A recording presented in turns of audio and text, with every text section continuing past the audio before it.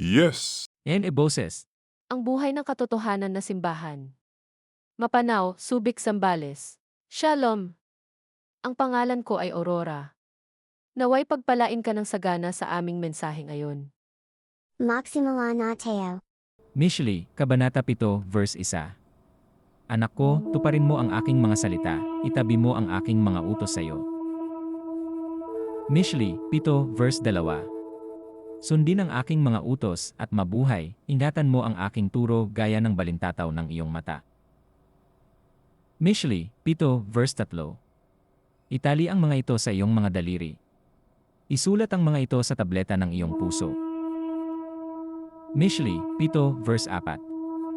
Sabihin mo sa karunungan, ikaw ay aking kapatid na babae. Tawagan ng pag-unawa sa iyong kamag-anak. Mishli, 7, verse 5. Para maitago ka nila sa mga hindi kilalang babae, sa mga babaeng maluwag sa kanilang mapang-akit na usapan.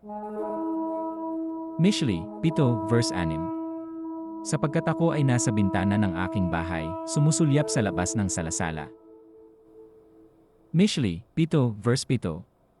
Nang makita ko sa mga kabataang lalaki doon, sa mga hindi nag-isip para sa kanilang sarili, isang kabataang walang katinuan. Mishli, 7, verse 8. Tumawid siya sa kalye malapit sa kanyang kanto, at nagpatuloy sa patungo sa kanyang bahay. Mishli, 7, verse 9. Ang takip-silim ay nagiging gabi, at sa wakas ay gabi, madilim at itim. Mishli, 7, verse 10. Pagkatapos ay lumapit sa kanya ang isang babae, nakadamit tulad ng isang patutot, tusong puso. Mishli, 7, verse 11. Siya ang magaspang, pabigla-bigla na uri, na ang mga paa ay hindi nananatili sa bahay. Mishli, 7, verse 12. Sa halip, siya ay nanunood sa mga kalye at mga parisukat, nagkukubli sa bawat sulok ng kalye. Mishli, 7, verse 13. Hinawakan niya siya, binigyan ng halik, at walang hiya ang mukha, sinabi niya sa kanya. Mishli, verse 14 na. Kailangan kong mag-alay ng mga sakripisyong pangkapayapaan, at tinupad ko ang aking mga panata ngayon. Mishli, verse 15. Ito ang dahilan kung bakit ako lumabas upang salubungin ka, upang hanapin ka, ngayon nahanap na kita. Mishli, verse 16 na.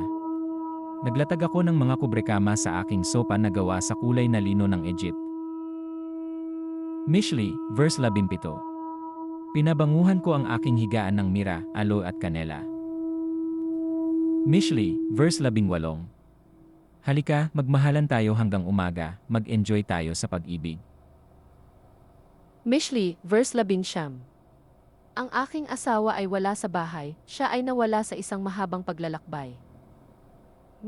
Mishli, verse 20. Siya ay may dalang isang supot ng pera at hindi babalik hanggang sa kabilugan ng buwan.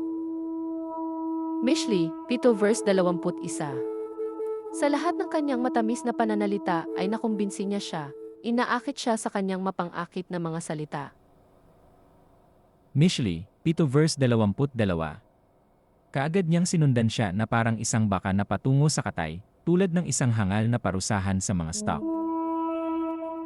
Mishli, 7, verse 23. O tulad ng isang ibon na sumusugod sa isang bitad, hindi alam na ang kanyang buhay ay nakataya hanggang sa ang isang palaso ay tumusok sa kanyang atay. Mishli, 7, verse 24. Kaya ngayon, mga anak, makinig sa akin, pansinin mo ang sinasabi ko. Mishli, 7, verse 25. Huwag mong hayaang lumingon ang iyong puso sa kanyang mga daan, huwag kang lumihis sa kanyang mga landas. Mishli, 7, verse 26.